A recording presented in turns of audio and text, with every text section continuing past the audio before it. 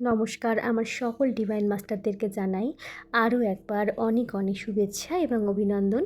তো মাস্টার্স, আজকে আমি কয়েকটি সংকল্প বলবো যা আপনারা প্রতিদিন মেডিটেশনে বসবার আগে আপনারা মনে মনে এই কথাগুলি বলবেন।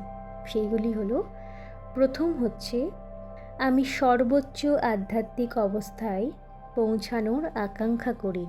আমার মাধ্যমে আত্মজ্ঞান এবং ধ্যানের এই জ্ঞান যেন সমগ্র বিশ্বে ছড়িয়ে পড়ে।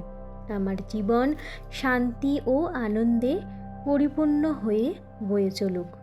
দ্বিতীয় হলো, মেডিটেশনের মাধ্যমে আমার শারীরিক, মানসিক এবং শক্তি শরীর যেন শুদ্ধ হয়।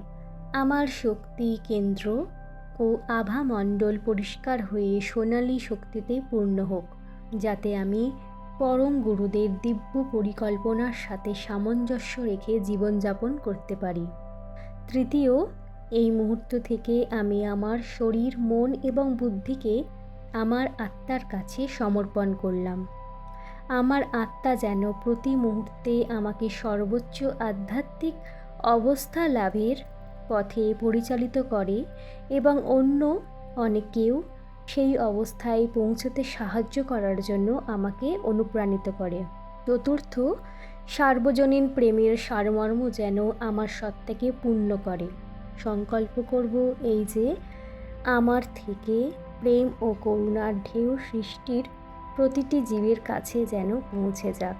এটিকে আমরা গভীরভাবে অনুভব করব। ধন্যবাদ।